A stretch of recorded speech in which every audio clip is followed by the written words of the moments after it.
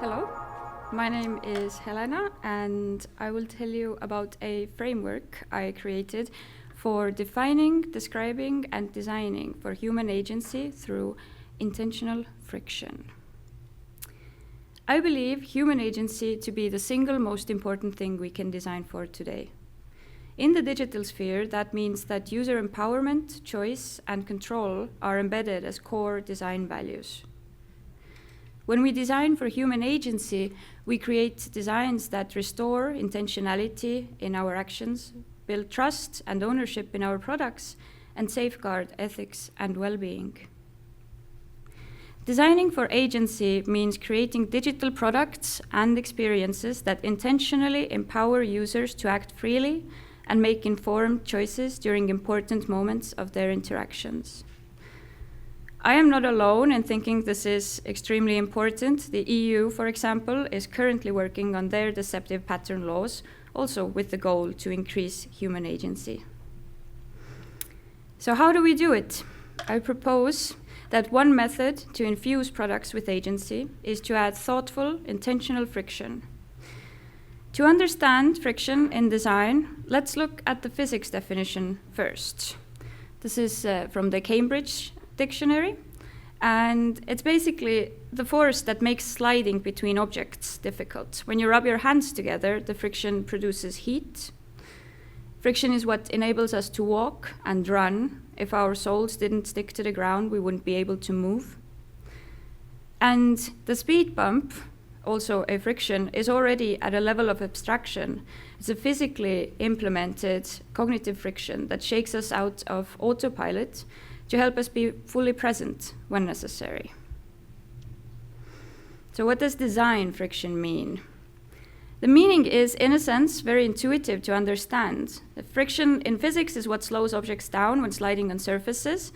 Then design friction is what slows people down or interrupts them when they're interacting with products. So I will explain through a few examples. The first is a personal example, the one that got me started with the topic of friction. I know that many of you relate to the same lived experience of smartphone addiction. I have 2 digital well-being timers on my phone, one for Instagram and one for LinkedIn. I have 30 minutes per day of each, and during the day I save up those minutes so I can go to bed and scroll at night. I was curious to see why this would work on me. It seems completely arbitrary, but it's this intentional friction that I set between myself and my bad habits.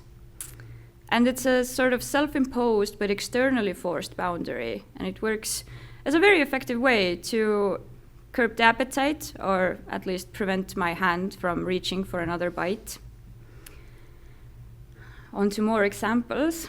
Slack has many great frictions, and this is my favorite one of them. It stops you and tries to get you to reflect if you really should tag everyone in the channel, notify 129 people across 9 time zones. It's friction that makes you into a better colleague, or in this case, a better co-student. This is the IXDMA general channel. From more serious and safety critical areas, an experimental autonomous vehicle project used design friction to help drivers focus after relaxing when taking back control. They had to complete small tasks like adjusting their seat or identifying road features. And while some of the participants found the friction excessive and annoying, they deemed the approach itself very promising, and they're continuing to explore it. This was 2 years ago, or a year and a half ago. Friction in public safety is something that is very actual. A Motorola designer working on UK emergency call centers showed that in life-critical situations, well-placed friction can literally save lives. For instance, when you're switching between screens in the call center, that should be seamless completely. But when you have to notice and alert a police officer engaging with, I don't know, someone with a possible knife violence history, then they have to be disrupted in order to notice this. Otherwise, they send someone into a very dangerous spot. Another example from a more social perspective may be from Twitter, which used to prompt a user to read an article before retweeting it blindly, or warn the user if it detected offensive content. I don't know if those features are still in place, but about my work, I think the biggest discovery when researching both academic and industry examples and both quantitative and qualitative experience was that while the term design friction itself seems really intuitive to understand, there is no universal definition of design friction, nor is there any taxonomy or vocabulary of designing it. It has only recently started to pop up in the literature, and this led me to my focus and the narrowing into a more design theoretical approach. So I set out to begin filling that gap. Now, I made a video that partially repeats what I'm saying here in order for it to be standalone, but bear with me.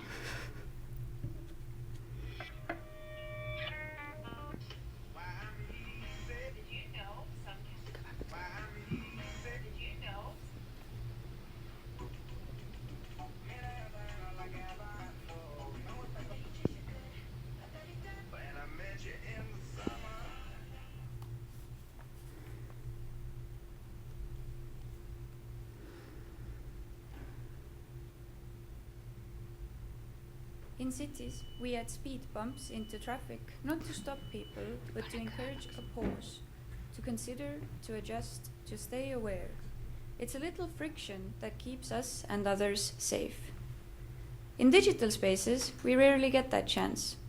Contemporary UX celebrates speed, but when every interface is designed to be seamless, people fall into habits they never intended. Design friction is the intentional strategic insertion of momentary resistance to disrupt seamless flows. Its purpose is to prompt people to slow down, reflect on their choices, and act deliberately. Friction is not a wall, it is a portal through which you should enter a different mode of thought. To make this usable, I developed a framework called the 4 features of friction design. Every design friction consists of 4 parts: motivation, strategy, effect, and implementation. The features serve as both a taxonomy and a design guideline. When arranged in a funnel shape, it works as a guide for designers to design friction. Using the funnel begins from the top. For thoughtful friction, motivation is the entry point for intervention. Most reasons for designing friction are rooted in human agency, to support and protect deliberate action. The motivation is the desired outcome, the value, goal, or risk we wish to promote or achieve. The strategy is the broad approach by which the friction intervenes. It is what we want to do with the friction. The effect on the user is the user response the friction elicits, like the user needs to perform an action or think about something. The implementation is where the friction lives in the flow. To test the framework, I built Thread, a working chatbot interface with friction by design. I programmed 9 different frictions in it and tested, separately and in combinations. Slow text and degraded font to reduce skimming and improve reading comprehension. A button that ends the conversation with a thank you instead of dragging on mindlessly. For example, a user said it blocks them from asking more. They didn't care as much, but would have kept it going. And a content level friction called Socratic mode that changed the interaction content itself, making the chat more valuable. User testing showed that these moments created space for reflection and in many cases increased trust and satisfaction. Designing for the rich experience, the one that challenges, surprises, respects, and sometimes shocks or disturbs the user, isn't a luxury, it's increasingly a necessity. Friction isn't a flaw, it's a decision, a way to shift the pace, reintroduce intention, and support the user instead of exploiting them. In a digital world optimized for speed, the occasional speed bump might be just what we need.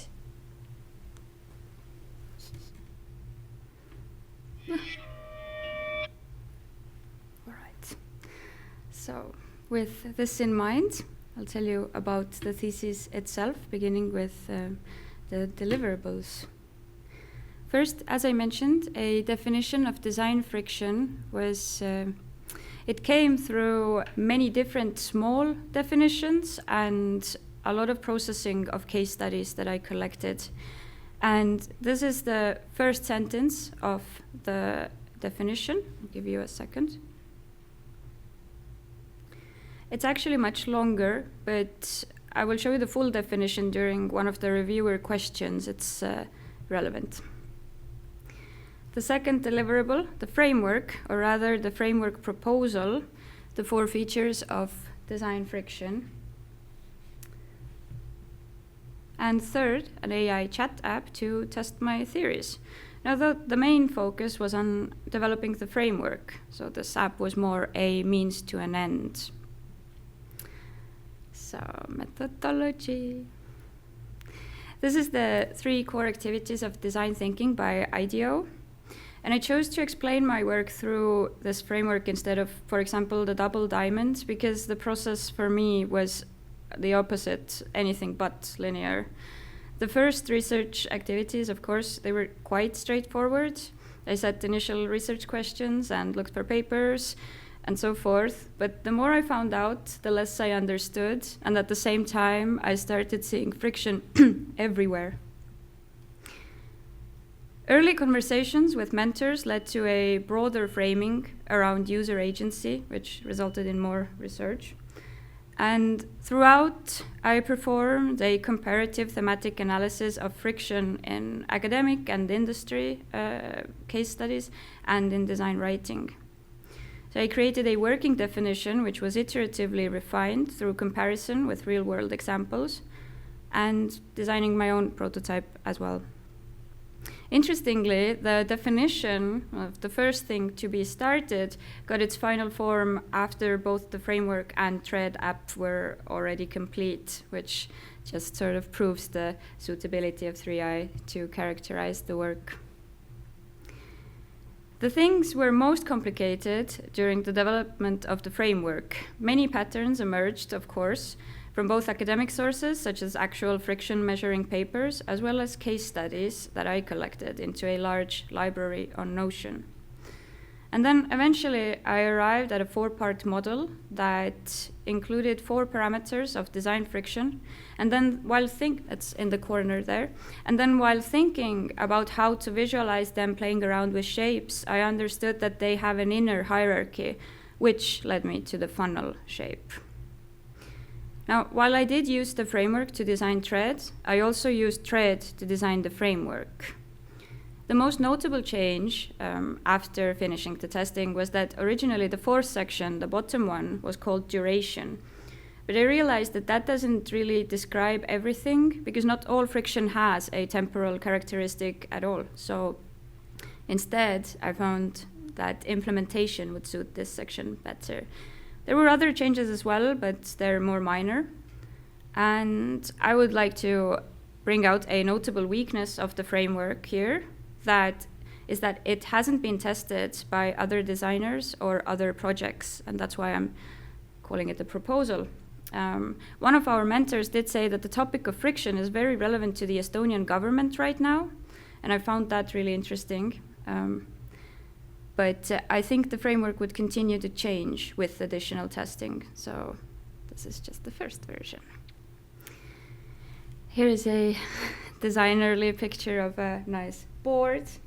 But during the inspiration loops of making threads, I did some more research on large language models, interviewed 3 people on their chatbot usage, different people of different ages and usage statistics, and then held a assumptions mapping and speculative design discussion with 2 of the people I interviewed, which helped me reframe what an AI chatbot should look like or behave in general, and led to several specific ideas I implemented. For example, ideas reframing learning and development assumptions finally turned into the Socratic mode, that is the one that I'm so proud of, the last one in the video.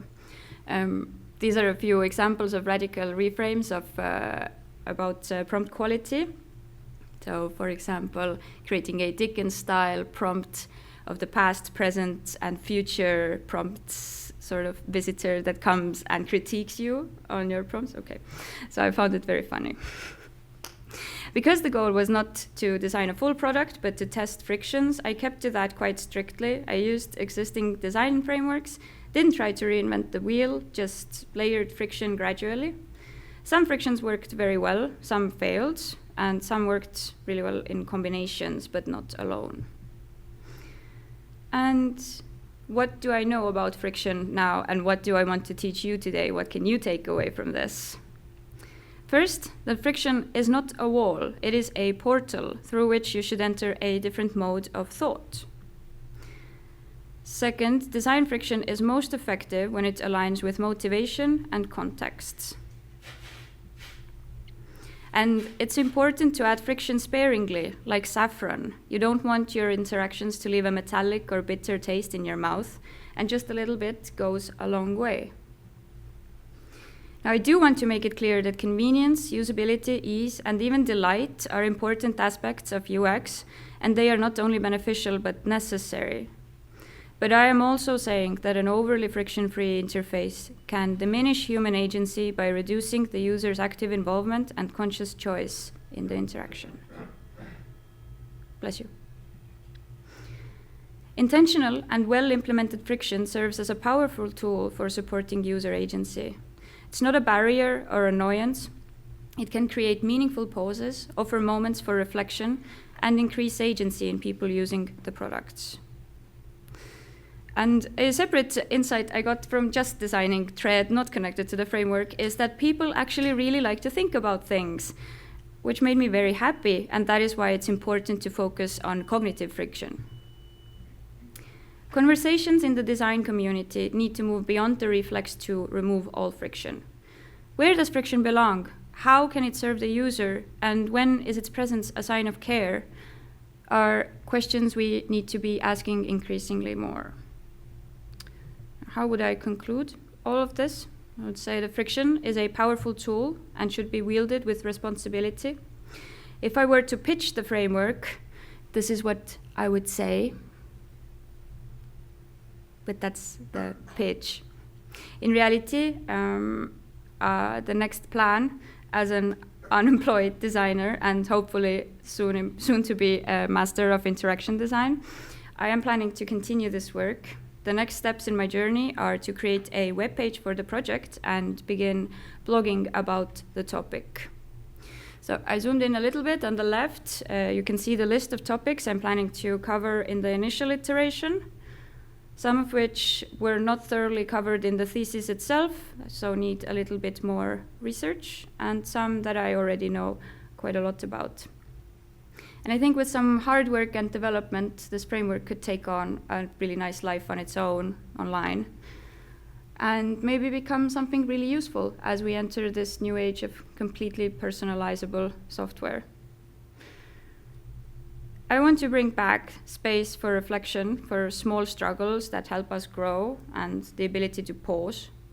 I want to bring back physically going to the shop to get your cat food and physically meeting up with your friends. I want to bring back friction in our relationships, our work, and our hobbies. And through that, I would like to bring back meaning. Thank you.